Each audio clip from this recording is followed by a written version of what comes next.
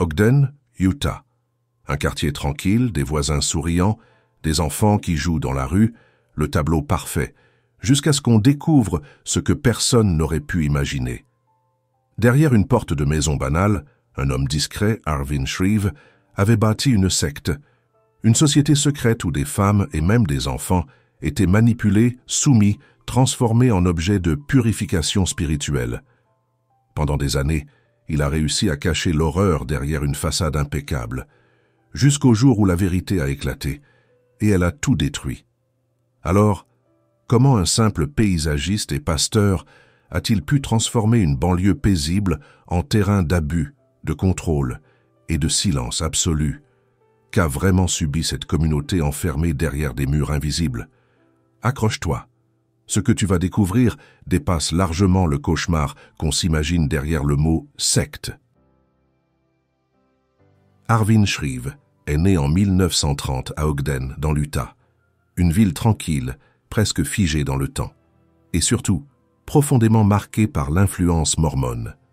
Arvin a grandi dans une famille très religieuse, du genre où l'Église ne faisait pas seulement partie de la vie, elle en était le centre.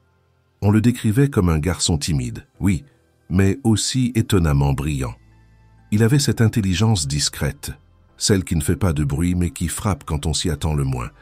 Bon élève, populaire, membre de l'équipe de débat, il avait raflé plusieurs prix, histoire de bien montrer qu'il n'était pas seulement dans la salle. Il dominait la pièce. Et surtout, très jeune déjà, Arvin possédait ce fameux don que beaucoup envient, celui de rallier les gens à lui, une sorte de magnétisme social qu'il allait malheureusement mettre au service de choses beaucoup moins nobles plus tard. Au lycée, il a été élu président du conseil des élèves. Rien que ça. Puis à l'église, on l'a vu siéger dans le conseil du séminaire. Le petit prodige mormon, encore une fois sous les projecteurs. Mais derrière cette image presque parfaite, il y avait des ombres, et elles commençaient à peine à se dessiner. Parce que quand on s'intéresse à son enfance, tout devient plus flou. On ne sait pas grand-chose de l'ambiance à la maison. Pas de témoignages précis, pas de récits officiels, juste des murmures et une confidence glaçante. Arvin aurait confié à un ami que sa tante avait eu des comportements déplacés envers lui à plusieurs reprises lorsqu'il était enfant. Et le plus perturbant, ce n'est pas seulement le fait, c'est la manière dont il en parlait. Selon lui, il avait aimé ça. Il disait que c'était quelque chose qu'il appréciait vraiment. Troublant, dérangeant, et surtout le genre de détail qui revient plus tard hanter une histoire. Après le lycée, direction Weber College. Puis, à l'âge de 20 ans, il est parti en mission, comme beaucoup de jeunes mormons. Destination, le Brésil. Il y est resté plusieurs années à prêcher la parole, à perfectionner son masque social.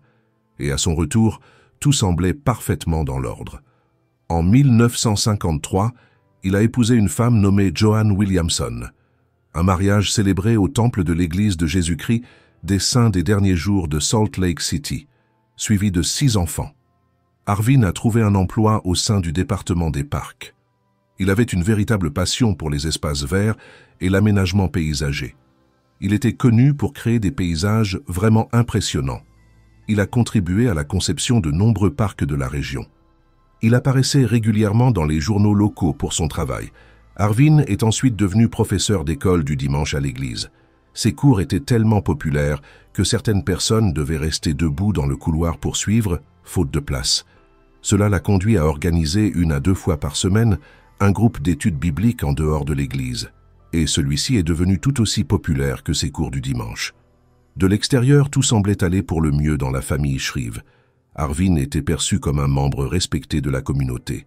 Il avait un bon travail, dans un domaine qu'il aimait. Lui et Joanne élevaient leurs enfants dans la même église qu'ils avaient toujours aimée. Tout paraissait parfait. Alors, personne ne se doutait qu'Arvin cachait en réalité un côté très sombre. D'abord, Arvin exerçait une emprise très forte sur sa famille. Il contrôlait énormément sa femme et ses enfants. Dès le début de leur mariage, Joanne avait été conditionnée à lui obéir en tout, sans poser de questions. Les enfants avaient été élevés dans le même esprit. Avec le temps, Arvin a développé une addiction aux films pour adultes qui ne cessait de s'aggraver. Il trompait également sa femme régulièrement et fréquentait souvent des travailleuses du sexe de la région. L'une d'elles, en particulier, revenait souvent dans son histoire. On la connaît sous le nom de Mélanie, mais on ignore si c'est son vrai prénom. Arvin avait déjà rencontré Mélanie à plusieurs reprises et s'était toujours montré très poli avec elle. Selon Mélanie, il était doux, réservé, presque timide. Elle le comparait même à un Mr. Rogers un peu étrange. Jamais elle n'aurait pensé qu'il puisse représenter un danger. Mais un jour, lors d'une rencontre, Arvin lui a demandé si elle pouvait le présenter à une autre femme, mais plus jeune. Cette demande l'a immédiatement mise mal à l'aise. Pourtant, elle a fini par l'aider à entrer en contact avec une adolescente de 16 ans qu'elle connaissait et qui était en situation très précaire, cherchant à survivre seule après avoir fugué. Arvin a trouvé cette solution idéale. Cependant, quelques jours plus tard, il est revenu la voir pour demander si elle pouvait lui trouver quelqu'un d'encore plus jeune, autour de 14 ans. Devant son refus, il a alors posé une question encore plus troublante. Il lui a demandé si elle accepterait qu'il s'intéresse à sa propre fille. Mélanie a refusé sans hésiter, mais a malgré tout continué à le voir quelque temps. Finalement, Arvin a été arrêté pour racolage, avant d'être relâché peu de temps après.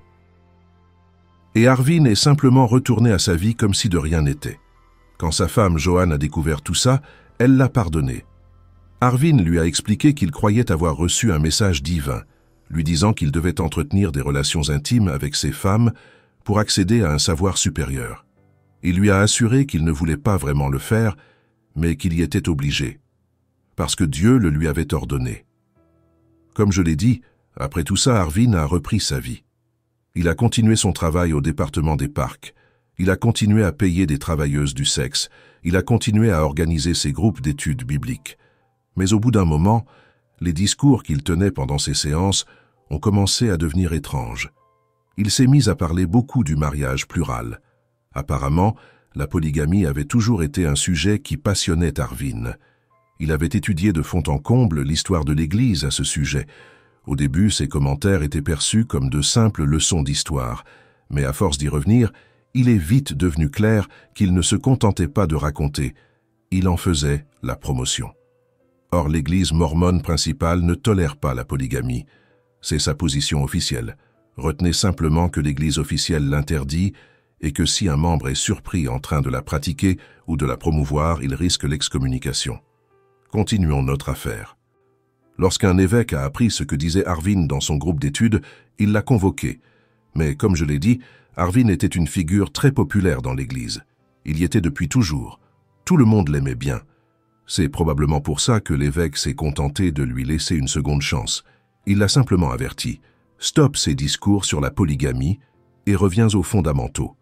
Mais au lieu de prendre ce simple avertissement comme une chance, Arvin a regardé l'évêque droit dans les yeux et lui a dit « J'ai reçu un message de Dieu. Dieu m'a dit que la polygamie était la voie à suivre, et il m'a choisi pour la rétablir dans l'Église de Jésus-Christ des saints des derniers jours. » L'évêque a été bouleversé, non seulement parce qu'Arvin défendait le mariage plural, mais aussi parce qu'il prétendait parler directement à Dieu, insinuant qu'il était un prophète. L'évêque l'a menacé d'excommunication. Arvin a fini par faire semblant de reculer et a promis d'arrêter ses discours sur la polygamie, mais il n'en avait absolument pas l'intention. Il continuait d'organiser ses groupes d'études bibliques et de parler de polygamie. Bien sûr, l'évêque a fini par le découvrir et Arvin a été finalement excommunié. C'est à ce moment-là qu'il a décidé de créer sa propre religion dévoyée, une croyance selon laquelle il prétendait que Dieu encourageait des actes inacceptables envers des enfants. Ce fut le début de la secte de la Société de Zion. Arvin Shreve était un homme profondément perturbé qui voulait être adoré par ses adeptes. Il cherchait à exercer un contrôle total et absolu sur eux. Et surtout, il ciblait des enfants très jeunes pour commettre des actes graves. Il pensait que le meilleur moyen d'avoir constamment des enfants à sa disposition était de fonder une secte, d'attirer des familles vulnérables et de s'imposer comme le maître absolu.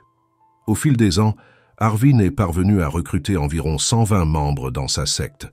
C'était un quartier résidentiel paisible et tranquille, et Arvin et sa secte se sont emparés littéralement d'une grande partie de ce lotissement pour en faire un véritable campement. Cela ne s'est pas fait du jour au lendemain. Il a fallu plusieurs années à Arvin pour développer son réseau. La secte ne s'est véritablement établie qu'au début des années 80. alors qu'Arvin était dans la cinquantaine. Il a commencé par organiser un nouveau groupe d'études bibliques où il enseignait sa propre version inquiétante de la religion.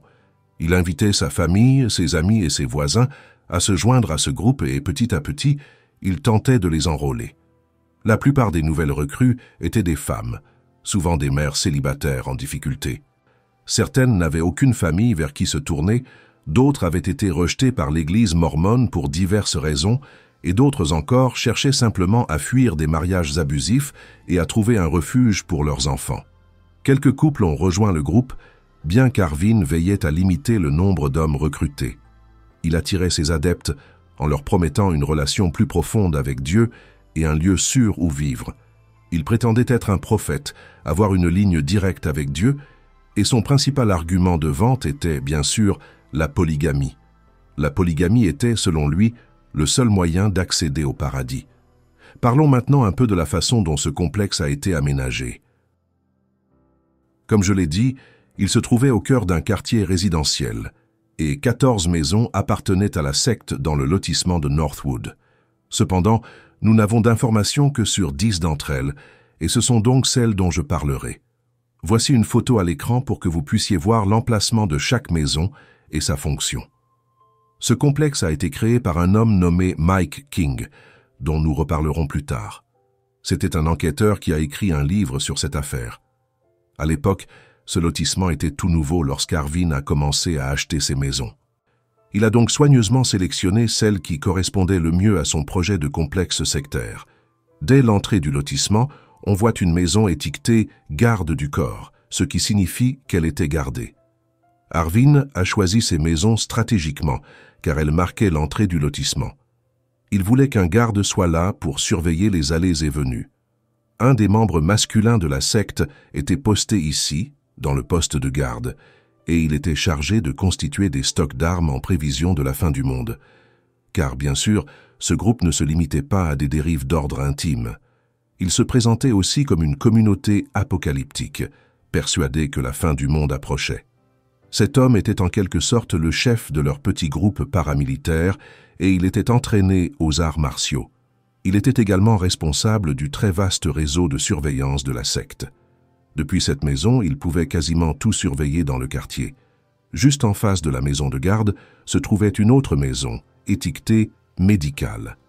C'est là que la secte entreposait tous les médicaments et fournitures médicales qu'elle arrivait à obtenir. Ils avaient également une bibliothèque où étaient rassemblés des livres religieux, des ouvrages sur les armes à feu et des manuels de survie. Un peu plus loin, il y avait une autre maison du culte équipée d'un bunker à l'arrière. On ne sait toujours pas exactement à quoi servait ce bunker. Il était peut-être lié à leur préparation à la fin du monde, ou bien utilisé comme lieu d'abus, ou les deux. On ne sait pas. Il y avait aussi la maison dite de l'inspiration, utilisée pour recevoir les nouveaux venus et tenir des réunions avec les personnes susceptibles de rejoindre le groupe. Beaucoup d'abus y ont eu lieu. Juste à côté se trouvait le dortoir des enfants. C'est là que vivaient les plus jeunes. Les filles qui s'y trouvaient avaient entre 2 et 18 ans. Dès qu'une nouvelle famille arrivait, on en séparait les enfants qui étaient immédiatement placés dans le dortoir. Ils ne voyaient leurs parents que très rarement, parfois seulement 2 fois par an. Arvin voulait couper le lien parental le plus vite possible, afin de briser leur attachement et de les rendre plus vulnérables à la manipulation et aux abus. Arvin, lui, vivait dans une autre maison, avec sa femme légale, Joanne, et ses épouses spirituelles. C'était la seule maison du quartier équipée d'un téléphone. Aucune des autres maisons n'en avait. Les membres n'avaient donc aucun moyen d'appeler leur famille, ni quelqu'un d'extérieur, ni même demander de l'aide. Dans certaines maisons, les murs étaient recouverts de moquettes pour insonoriser les pièces. Et tu comprendras plus tard pourquoi. Les croyances du groupe tournaient bien sûr autour de la polygamie. Et comme dans beaucoup de sectes polygames, Arvin se servait de cette doctrine pour justifier des actes graves et inappropriés. Il a fondé ce qu'il appelait le Conseil des Sœurs. Arvin, ainsi que quelques autres hommes du groupe, se voyaient attribuer chacun un conseil composé de femmes et de filles. C'étaient leurs épouses spirituelles, c'est-à-dire leurs esclaves. Arvin décidait à quel conseil chaque femme ou enfant appartenait, selon son bon vouloir. On estime qu'il y avait environ 30 hommes dans la secte, appelée le sacerdotal, et chacun d'eux avait au moins 3 épouses spirituelles. Sauf Arvin. Lui en avait beaucoup plus. Les chiffres varient selon les sources, mais on sait qu'il en avait au moins 18. Certaines enquêtes affirment que la plus jeune épouse d'Arvin n'était qu'une toute petite enfant. Il exerçait un contrôle absolu sur elle, sur leurs esprits, leurs émotions, leur vie entière. 28 femmes, oui. À sa disposition, oui. Et quel était leur âge? La plus jeune était encore une enfant d'au moins 2 piges, la plus âgée approchait la soixantaine. Donc cet homme, âgé de 61 ans, contrôlait 28 femmes âgées de quelques années à près de 60. Oui, c'est tout simplement inimaginable. Au sein de ses conseils, les femmes et les filles devaient être parfaites. Arvin voulait qu'elles restent à un poids précis. Il leur disait qu'être à ce poids les rapprochait de Dieu et leur ouvrait les portes du paradis. Si elles prenaient du poids, elles étaient sévèrement punies. Une survivante a raconté qu'on lui avait dit « Dieu ne peut pas t'atteindre à travers toutes tes couches de graisse ». Elle devait être impeccablement habillée en permanence. Pas de jogging, pas de sweat. Uniquement des robes ou des jupes, sauf quand elle travaillait dans le jardin. Là, Arvin les obligeait à porter de très courts shorts. Elle devait aussi être parfaitement maquillée, coiffée, présentable, tout le temps. Arvin voulait sa propre petite collection de femmes et de filles correspondant à sa vision de l'épouse parfaite. Arvin exigeait également que toutes les maisons de la secte soient impeccables en permanence, au cas où Jésus voudrait faire une apparition. Rien ne devait être déplacé. Il voulait que tout soit méticuleusement organisé. Tout devait être orienté dans la bonne direction, sous le bon angle. Au fil du temps, Arvin a exercé un contrôle de plus en plus strict sur les femmes. Elles n'avaient pas le droit de quitter le complexe sans autorisation, et elles devaient être accompagnées d'au moins 2 autres membres de la secte partout où elles allaient, afin d'empêcher toute fuite ou toute tentative de dénonciation. Aucune de ces femmes n'avait la possibilité de penser par elle-même, ni de prendre ses propres décisions. Les hommes décidaient pour elles. Elles travaillaient là où ils le souhaitaient. Elles lui donnaient tout leur argent. Elles croyaient que tout ce qu'il leur apportait venait directement de Dieu. Alors imaginez, une fois l'esprit manipulé, si vous désobéissez à un ordre d'Arvin, les autres sœurs vous demandent « Quel est ton problème? Tu as désobéi à Dieu, tu as désobéi à ton maître. » Mais l'aspect le plus troublant de cette secte était l'abus généralisé. Il avait mis au point ce qu'il appelait le mode de vie intime, une conception entièrement centrée sur l'idée que les femmes devaient apprendre à répondre parfaitement aux attentes des hommes. Il a créé un manuel d'instruction rempli d'images des films pour adultes. Arvin a déclaré avoir dépensé 40 000 $ pour ces images. Chaque femme membre de la secte devait l'étudier religieusement puis mettre en pratique ce qu'elle avait vu. Pour préparer les femmes à satisfaire correctement leur mari, elles devaient se livrer à divers actes. Elles utilisaient différents types de jouets, d'autres objets. Ces rapports se déroulaient en tête-à-tête. Cela arrivait parfois lors de réunions de groupe, et Arvin leur disait que c'était la volonté de Dieu, qu'elles devaient agir ainsi pour atteindre un idéal plus élevé et se rapprocher de lui, car selon lui, le plus important pour une femme était de plaire à un homme. Mais la situation a pris une tournure encore plus inquiétante. Arvin était persuadé que ces idées de vie spirituelle devaient être enseignées dès le plus jeune âge. Il demandait donc aux femmes de transmettre ces principes aux enfants de 6 piges, qu'il présentait comme une forme d'éducation religieuse ou morale. Certaines participantes étaient très jeunes et suivaient ces enseignements sans vraiment comprendre ce qu'on leur imposait. Les femmes plus âgées, elles, pensaient simplement poursuivre les règles du groupe. Avec le temps, ce système s'est répété, chacune reproduisant ce qu'on lui avait appris sans jamais remettre en question les ordres d'Arvin. Il forçait également les enfants à être témoins de scènes inappropriées entre adultes, et cela arrivait presque tous les jours, parfois plusieurs fois dans la même journée. Rien que d'y penser, c'est profondément révoltant. Arvin emmenait parfois les enfants faire des promenades en voiture tard le soir, des trajets durant lesquels il adoptait des comportements inacceptables. Il lui arrivait aussi de s'arrêter au bord de la route et de demander aux filles d'exécuter une sorte de danse avant de les récompenser par une glace. Il nous faut maintenant vous présenter l'un des personnages les plus abjects de cette histoire, une femme nommée Sharon Kapp. Sharon est devenue le bras droit d'Arvin. Elle était responsable des femmes qui devaient lui obéir comme à Arvin. Elle avait même aidé Arvin à établir une grande partie des enseignements de la secte, comme le manuel d'instruction sur la sexualité. Elle l'a aidé à le rédiger. Elle a également joué un rôle déterminant dans le recrutement de nouveaux membres. Elle était chargée de transmettre les messages d'Arvin aux filles, et si Arvin avait des plaintes, c'était Sharon qui les réprimandait, et elle pouvait se montrer extrêmement brutale. Sharon était responsable de nombreux abus sur des enfants. Pourtant, elle n'avait pas toujours été aussi effrayante et prédatrice. Avant de rencontrer Arvin, Sharon était une femme au foyer douce et paisible, qui élevait ses enfants et allait à l'église. Mais après que sa famille ait déménagé dans un nouveau quartier, elle s'est liée d'amitié avec un jeune couple qui habitait à côté. C'est alors que Sharon a commencé à se comporter étrangement. Elle est devenue plus critique, plus bruyante, plus agressive. Elle reprochait aux gens d'avoir péché. Elle a changé radicalement de style vestimentaire. Elle ne portait plus que des robes et des jupes. Sa famille et ses amis, bien sûr, ont remarqué ce changement radical et s'inquiétaient beaucoup. Sharon suppliait sans cesse son mari, Jeff, de la rencontrer, elle et ses nouveaux amis. Elle parlait toujours de cet homme plus âgé, Arvin Shreve, et de la façon dont il avait transformé sa vie.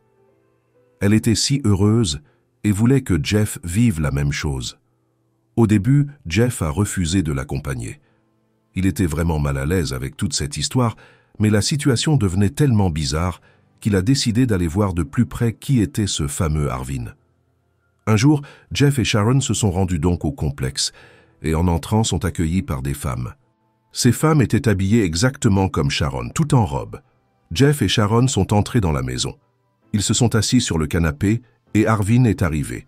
Il a ordonné à sa fille adolescente de s'asseoir entre Jeff et Sharon, ce qui a mis Jeff très mal à l'aise. Mais Sharon n'avait pas l'air de s'en soucier. Arvin leur a présenté alors brièvement le groupe. Jeff n'aimait pas ce qu'il entendait. Il était vraiment mal à l'aise et voulait juste partir. Une fois qu'Arvin a fini de parler, Jeff l'a remercié maladroitement.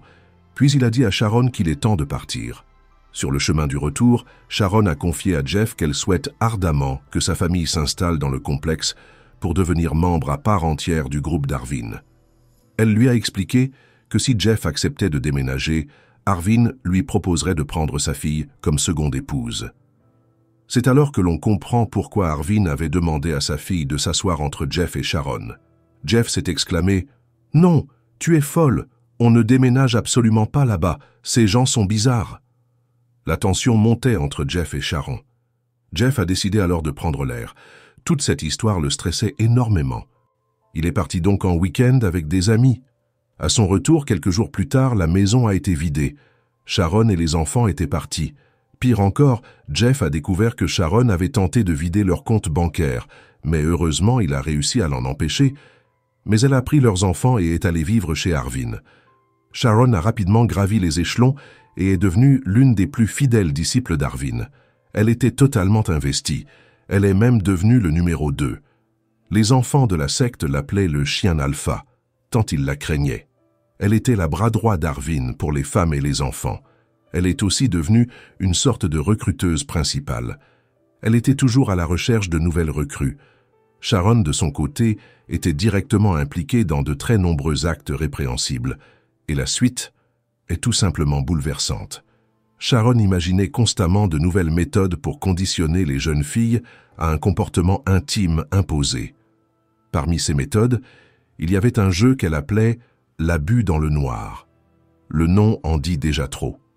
Ce jeu se déroulait dans le sous-sol sombre du dortoir des enfants. Adultes et enfants y participaient, chacun tirant une carte. L'une d'entre elles portait le mot « abus ». Si vous tombiez dessus, vous deveniez l'agresseur désigné. Et au fil de la partie, cette personne pouvait choisir qui elle voulait prendre pour cible et agir comme bon lui semblait. Beaucoup de ces enfants étaient nés dans la secte, où y avaient été amenés très jeunes. Ils ne connaissaient que cela, des abus constants. Sharon a même commencé à faire venir certaines des plus jeunes filles à des hommes extérieurs à la secte. Sharon prenait contact avec ces hommes. Ils discutaient des services qui seraient rendus lors de ces rencontres et convenaient d'un prix. Elle sélectionnait ensuite les enfants qui allaient être pris pour cible, les emmenait chez les hommes où elles étaient contraintes de suivre ce qui avait été décidé à l'avance, sans possibilité de s'y opposer. Et Sharon elle-même restait passive pendant que cela se produisait, voire y participait. Elle désignait souvent sa propre fille comme cible, ce qui signifie qu'elle participait elle-même à ces actes. Elle infligeait à sa fille des abus particulièrement graves, et ce n'était qu'une des méthodes particulièrement odieuses utilisées par la secte pour s'enrichir. Comme je l'ai dit, ils ciblaient avec soin les mères célibataires ou celles qui souhaitaient divorcer. Ils agissaient ainsi en partie pour extorquer de l'argent aux ex-maris. Nombre d'entre eux retrouvaient leurs femmes et exigeaient de voir leurs enfants. Si l'enfant était un garçon, Arvin le revendait à son père. Arvin ne voulait pas de garçons dans la communauté. Il était donc prêt à les vendre à des pères désespérés pour en tirer profit. Si une femme donnait naissance à un garçon, elle était forcée de l'abandonner. Il avait un tel pouvoir sur ces femmes que 2 d'entre elles, en plein divorce, ont quitté leur mari pour rejoindre le groupe. Ironie du sort, les 2 femmes avaient des garçons, aucune fille. Arvin les a forcées à le leur abandonner. Ils ne voulaient pas de garçons. Ils ne voulaient pas de garçons, et elles ont obtempéré. Une situation douloureusement similaire à celle des garçons perdus de Colorado City. Il arrivait que de jeunes garçons visitent le camp et subissent eux aussi des sévices. Pour Arvin et Sharon, rien n'était jamais assez. Ils en voulaient toujours plus d'argent, plus d'intimité, plus de recrues. Arvin a alors commencé à enseigner ce qu'il appelait « trouver le fil conducteur ». Chaque membre masculin de la secte, appartenant à son propre conseil de sœurs, avait un fil conducteur commun, et ils le recherchaient lors de leur recrutement. Par exemple, l'un d'eux avait pour fil conducteur les talons hauts. Il se rendait donc dans les magasins de chaussures et rôdait comme un pervers jusqu'à repérer une femme séduisante qui regardait des talons hauts. Il demandait alors à une femme de son conseil d'aller l'aborder et d'engager la conversation, espérant que le courant passerait et qu'elle accepterait une invitation à dîner, à une étude biblique ou autre. Le point commun d'Arvin était la lingerie. Il agissait donc toujours de la même manière. Il se rendait dans un grand magasin, rôdait autour du rayon lingerie comme un pervers, jusqu'à repérer une pauvre femme naïve. Il envoyait alors une de ses épouses qui tentait de la recruter, et si un nouveau voisin emménageait, il se rendait chez lui, se montrant extrêmement accueillant et bienveillant. Il proposait de faire du jardinage gratuitement et réalisait des travaux considérables, comme un aménagement paysager complet. Un couple qui s'est installé dans le quartier a attiré immédiatement les membres du groupe. Ils ont commencé à leur rendre toutes sortes de services, jardinage gratuit, rénovation complète du sous-sol, etc. En échange, ils les invitaient à une étude biblique, bien sûr, dans le but de les recruter. Arvin a affirmé à la femme que Dieu voulait qu'elle rejoigne son groupe. Il a sorti un manuel sur la sexualité et leur a montré des photos explicites. Heureusement, ce couple a fini par vendre sa maison et quitter la communauté pour leur échapper. Arvin exigeait également que les femmes trouvent du travail et lui reversent une grande partie de leurs revenus en guise de dîmes. Lorsqu'elles ne travaillaient pas à l'extérieur, elles effectuaient des tâches ménagères, cuisine, ménage, jardinage.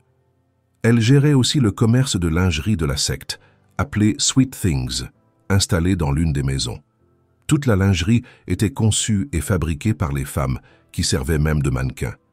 Mais ce n'était pas seulement les femmes qui présentaient la lingerie, des mineurs étaient également obligés de le faire. Elles étaient forcées de porter de minuscules pièces de lingerie et de défiler comme sur un podium. Des clients potentiels étaient invités à venir voir la lingerie et les filles la portaient pour eux, comme lors d'un défilé de mode. Ces articles, commercialisés sous le nom de Sweet Things, étaient souvent vendus à des stripteaseuses locales qui venaient ensuite chez Arvin pour apprendre à ses disciples comment satisfaire leur gourou. Elles essayaient de vendre la lingerie aux danseuses exotiques du coin. L'une d'elles, une certaine Marley, avec laquelle elles avaient tissé des liens très étroits, en est un exemple. Un soir, certaines femmes de la secte étaient sorties dans un club de striptease et avaient repéré Marley. Elles savaient qu'elle voulait la recruter. Elles lui ont donc demandé si elle accepterait de recevoir gratuitement de la lingerie artisanale pour ses spectacles en échange de cours de danse. Marley a accepté. Pendant 4 mois, tous les dimanches matins, elle se rendait au complexe pour donner des cours de danse érotiques. Tout semblait bien se passer. Marley y trouvait son compte. Elle recevait de la lingerie gratuite et les femmes ne la dérangeaient pas. Elles avaient l'air plutôt sympathiques, mais un jour, elles ont commencé à faire venir des enfants. Marley a remarqué que de jeunes enfants étaient amenés dans la pièce pour la regarder danser. Elle forçait les petites filles à assister aux cours pour qu'elles apprennent à danser de manière provocante. Un jour, Arvin a tenté de recruter Marley, car c'était leur objectif final. Il voulait qu'elle rejoigne la secte, mais les choses ne se sont pas passées comme prévu, car Marley ne croyait pas un mot de ce qu'il disait. Elle lui a dit clairement que tout ça paraissait absurde. Et c'était à peu près la fin de leur relation. En plus des horribles abus commis au sein de la secte, les enfants étaient forcés de faire des choses étranges. On leur donnait un stylo et du papier, ils devaient entrer dans une pièce sombre et communiquer avec les morts. Cet endroit était un véritable enfer sur Terre, et rien ne laissait présager le pire.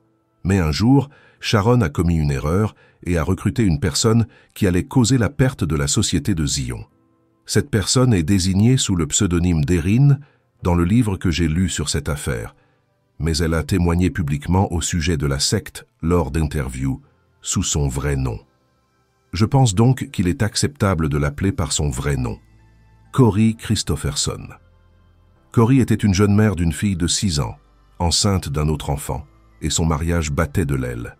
Son mari s'appelait Mark, et ils étaient au bord du divorce.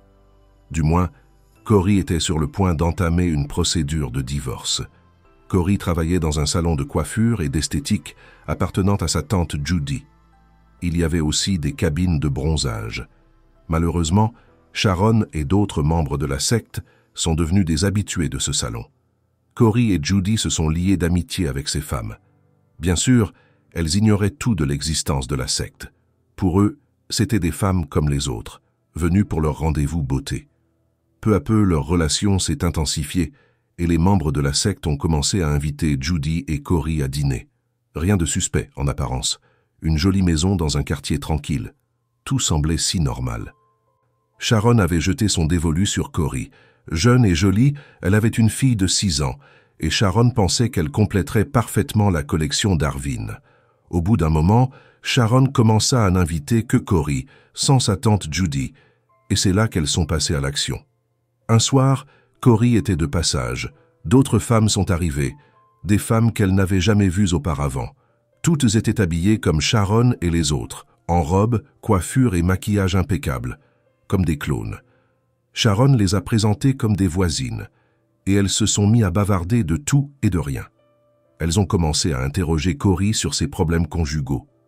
Corey a commencé à se confier, leur expliquant qu'elle voulait divorcer, mais qu'elle s'inquiétait d'être mère célibataire.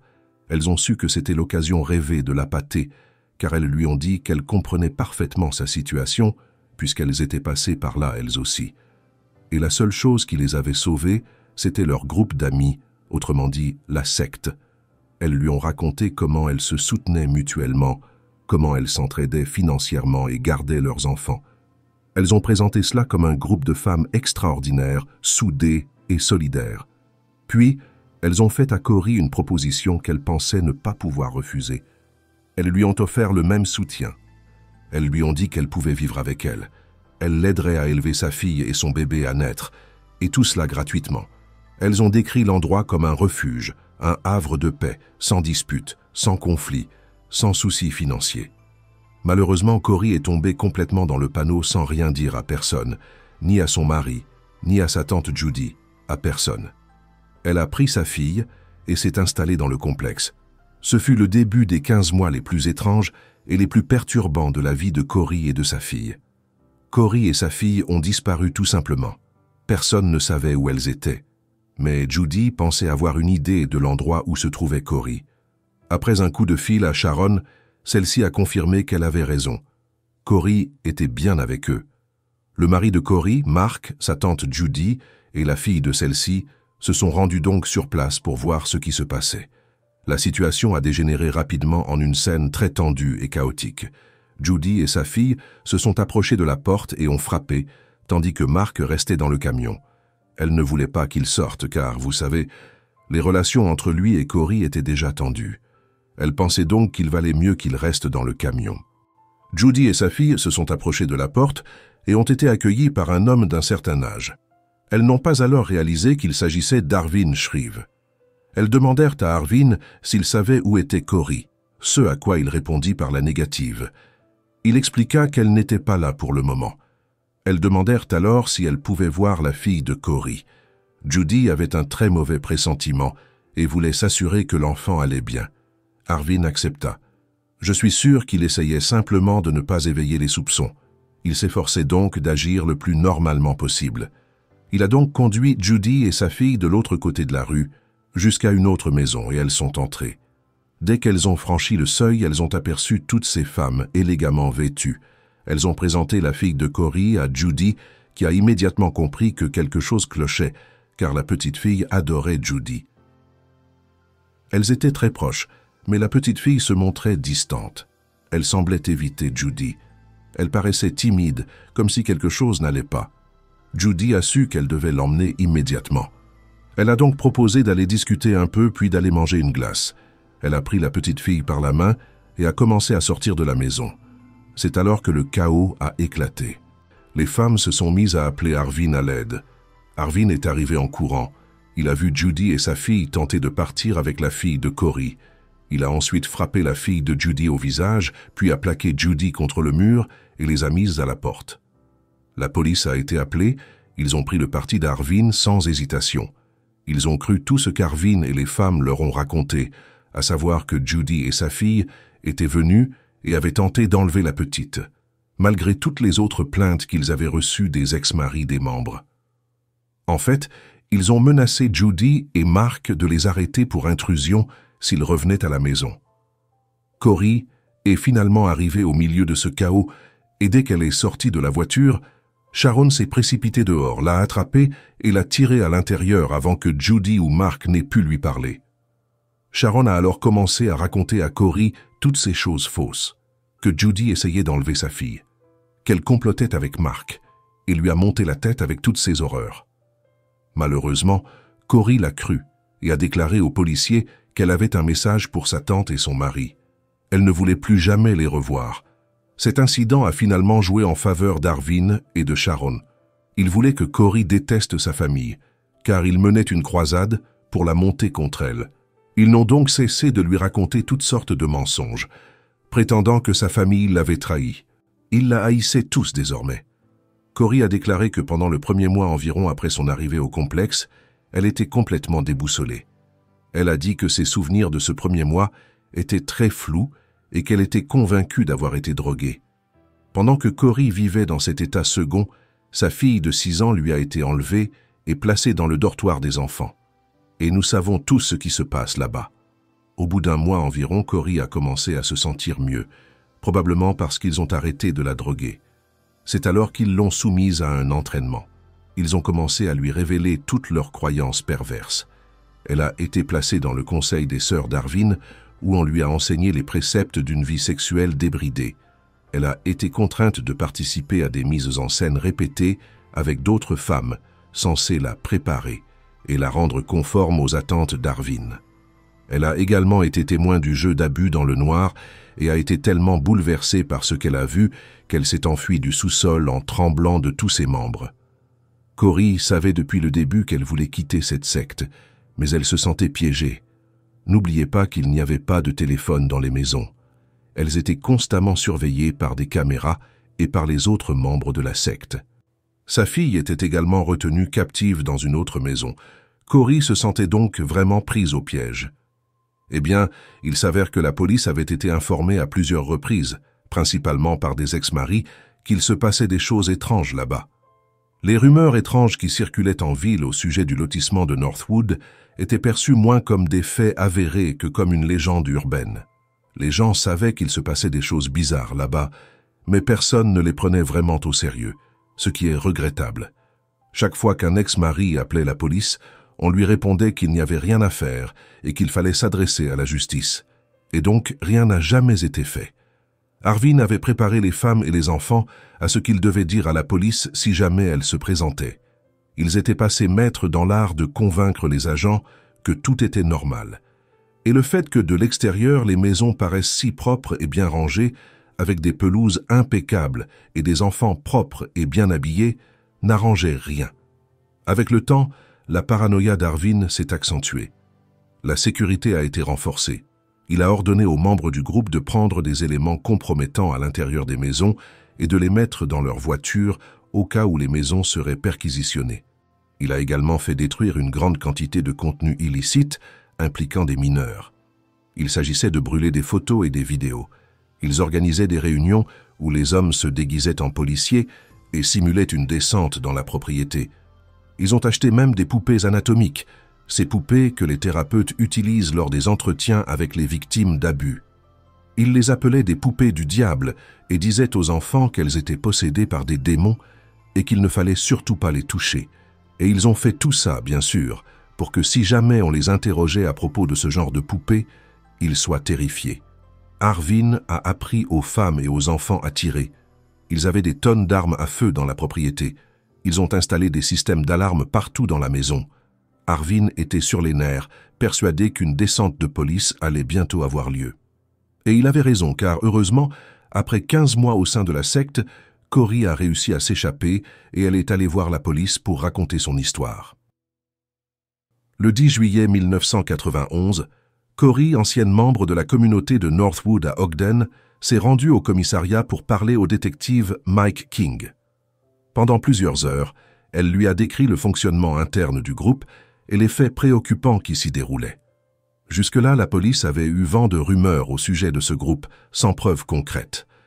Grâce aux témoignages détaillés de Cory, l'enquête a enfin pu avancer. Le détective King s'est immédiatement impliqué. Il a pris contact avec d'anciens membres, obtenu des mandats de perquisition et moins d'un mois plus tard, il était prêt à agir. Le 2 août 1991, au petit matin, la police a mené une opération coordonnée et a investi toutes les maisons du groupe en même temps. L'intervention s'est déroulée sans incident majeur. Environ 120 personnes ont été interpellées, parmi lesquelles 32 enfants. Les enquêteurs ont rapidement compris l'ampleur des faits, notamment en observant la réaction des enfants lors des premiers entretiens. Certains se montraient très perturbés face aux questions posées. Il est ressorti des témoignages que de nombreux actes graves avaient eu lieu au sein du groupe pendant une dizaine d'années. Arvin, considéré comme le leader de cette communauté, était absent lors de l'opération. Il avait pris la fuite, probablement après avoir compris que les choses allaient basculer. 3 jours plus tard, il s'est finalement rendu de lui-même, à plusieurs centaines de kilomètres de là. Lors de son entretien avec la police, il a reconnu avoir eu des comportements inappropriés avec certaines personnes du groupe, tout en minimisant son rôle. Il a nié d'autres accusations portées contre lui. Au total, près de 800 chefs d'accusation ont été retenus contre les membres du groupe, dont une grande partie contre Arvin et plusieurs femmes. 2 hommes extérieurs au groupe ont également été mis en cause. À cette époque, la loi exigeait que chaque victime témoigne à plusieurs reprises, ce qui s'annonçait difficile, notamment pour les enfants dont les souvenirs étaient souvent incomplets en raison de la répétition des événements.